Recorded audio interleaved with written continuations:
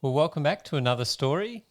This one's from India again, and it's from Bimakshi, who is 15, and it's entitled Refusing Stone Idols.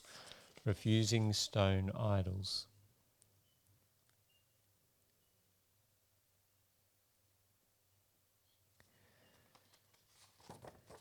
Let's have a listen. When Bimakshi was 10, she bravely refused to pray to her parents' gods. The story began when Bimakshi came home for summer vacation from the Seventh-day Adventist boarding school. She was happy to see mother and father after many months apart. In the morning, Bimakshi woke up and took a bath. Then mother called her to the family shrine to worship their gods. The shrine consisted of 6 photos of stone gods. The photos were hung low on a wall in the house. Under the photos was a wooden shelf with a lamp, incense sticks, and red powder to dab on the forehead. Bimakshi reluctantly approached the photos. Mother and father were already seated cross-legged on the floor. With them was Bimakshi's 9-year-old sister. Father rang a small bell indicating that prayer time had started. He and mother began chanting the name of one of the gods. They didn't close their eyes. Mother saw that Bimakshi was standing and she stopped chanting. "Sit down with us," she told the girl. Bimakshi refused. "I don't want to do these kinds of things," she said. Mother looked angry. She knew that Bimakshi had been learning about Jesus at the Adventist boarding school for 5 years.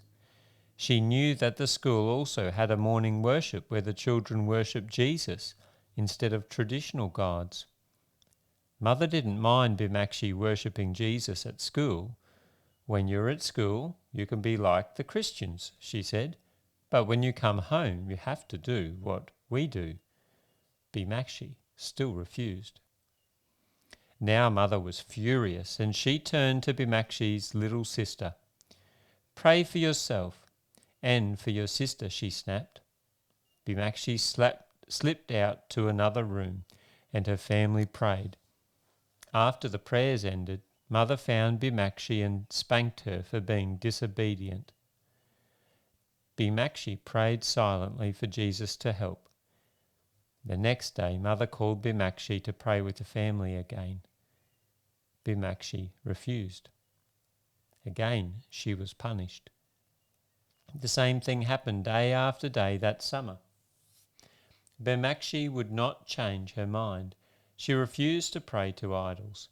Finally, the new school year started and she returned to the Adventist boarding school. She was happy to be back among her friends and the kind teachers. She was happy that she would not be spanked for refusing to pray to idols. Most of all, she was happy to be able to worship Jesus freely. She told the girls' dean what had happened that summer. The girls' dean was proud of Bimakshi for standing firmly for Jesus.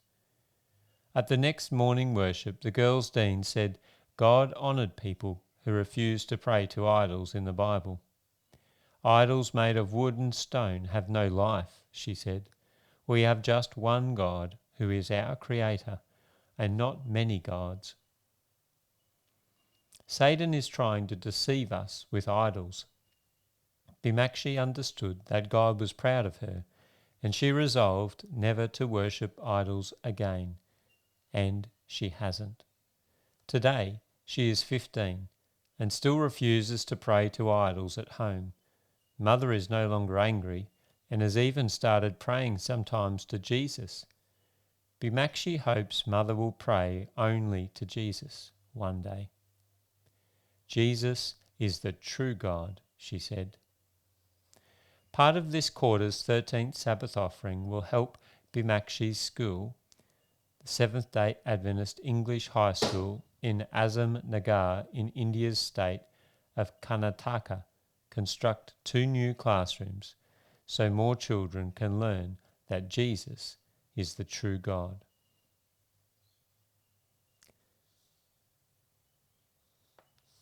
Well, I hope you've enjoyed that story, and we'll see you for another one next time.